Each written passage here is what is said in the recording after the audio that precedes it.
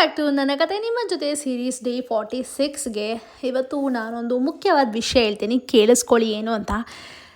ಕೆಲವೊಬ್ಬರಿಗೆ ಮಾತ್ರ, ಎಲ್ಲರಿಗೂ ಅಲ್ಲ.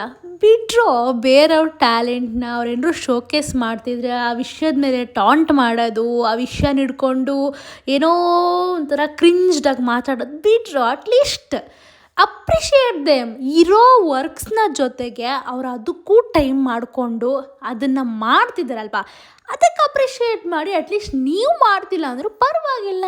ಈಗಿನ ಜನ ಏನು ಅಂದರೆ ಆ ಟ್ಯಾಲೆಂಟ್ನ ಅವರು ಎಂಕರೇಜ್ ಮಾಡೋ ಬದಲು ಏನಾದರೂ ಒಂದು ಆಗಲಿಲ್ಲ ಅಂದರೆ ಅದನ್ನು ಮಾಡೋದು ಬಿಟ್ಟು ಇದನ್ನಾದರೂ ಮಾಡು.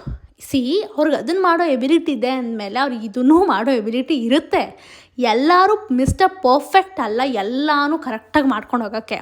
ಬಿಟ್ಟರು ಫಸ್ಟು ಬೇರೆಯವ್ರ ಟ್ಯಾಲೆಂಟ್ನ ತುಳಿಯೋದಾಗಲಿ, ನೆಗ್ಲಿಜಬಲಾಗಿ ಮಾತಾಡೋದಾಗಲಿ, at least they are capable of doing that things ಅಲ್ವಾ, ಅದಕ್ಕೆ ಅಪ್ರಿಷಿಯೇಟ್ ಮಾಡಿ ಅಂತ ಹೇಳ್ತೀನಿ. ಇದನ್ನು ತುಂಬ ದಿವಸದಿಂದ ಹೇಳಬೇಕು ಅಂತ ಅಂದ್ಕೊಂಡೆ, ಅದನ್ನು ಈಗ ಹೇಳ್ತಾ ಇದ್ದೀನಿ. ಆ್ಯಂಡ್ ಇವತ್ತಿನ ದಿನ ಬಂದು ಒಂದು ವರ್ಕ್ಶಾಪ್ ಇತ್ತು. ಸಡನ್ಲಿ ಹೋಗಿ ಹಾಡು ಹೇಳಬೇಕು ಇನಾಗ್ರೇಷನ್ಗೆ ಅಂದರು. ಹೋಗಿ ಒಂದು ಹಾಡು ಹೇಳಿ ಬಂದ್ವಿ. ನಾವು ಯಾರು ಆನ್ ಸ್ಪಾಟ್ ಎಲ್ಲ ರೆಡಿ ಇಟ್ಕೊಂಡಿರ್ತೀವಮ್ಮ, ನಾವಂದರೆ ಸುಮ್ಮನೆನಾ. ಹೋಗಿ ಒಂದು ಗಣೇಶನ ಸಾಂಗ್ ಹೇಳಿ ಬಂದ್ವಿ. ಆ್ಯಂಡ್ ಇವತ್ತಿನ ದಿನ ಚೆನ್ನಾಗೇ ಇತ್ತು. ನನ್ನ ಒಂದು ಸಜೆಷನ್ಸ್ನ ಪ್ಲೀಸ್ ತೊಗೊಳ್ಳಿ, ಬಿಕಾಸ್ ಅವರು ಎಷ್ಟು ಕಷ್ಟಪಟ್ಟು ಆ ಎಫರ್ಟ್ಸ್ ಹಾಕ್ತಿರ್ತಾರೆ. ಆ್ಯಂಡ್ ಇನ್ನೊಂದು ಸೈಡ್ ಅವ್ರು ಹಾಕಿರೋ ಎಫರ್ಟ್ಸ್ನ ನೋಡ್ದಲೇ ಬರೀ ಅದ್ರ ಮೇಲೆ ಜಡ್ಜ್ ಮಾಡಬೇಡಿ. ಅದನ್ನೊಂದನ್ನು ಹೇಳ್ತೀನಿ, ಬಿಕಾಸ್ ನನಗೀಗ ನಾಳೆ ಇಂಟರ್ನಲ್ಸ್ ಇದೆ, ಬಟ್ ನಾನು ಇವತ್ತು ಎಡಿಟ್ ಮಾಡಿ ಹಾಕಲೇಬೇಕು. ಅದ್ರ ಜೊತೆಗೆ ಇದನ್ನು ಮಾಡಿಕೊಂಡು ನಾನು ಮಾಡ್ತಾಯಿದ್ದೀನಲ್ವ, ಅದಕ್ಕೆ ನಾನೇ ಅಪ್ರಿಷಿಯೇಟ್ ಮಾಡ್ಕೋತೀನಿ. ಫಸ್ಟ್ ಅದು ಬುದ್ಧಿನ ಬಿಟ್ಬಿಡಿ. ಆ್ಯಂಡ್ ಇಷ್ಟೊಂದು ಅಸೈನ್ಮೆಂಟ್ಸ್ನ ರಿಪೋರ್ಟ್ಸ್ನ ನಾಳೆ ನಾವು ಸಬ್ಮಿಟ್ ಮಾಡಬೇಕು.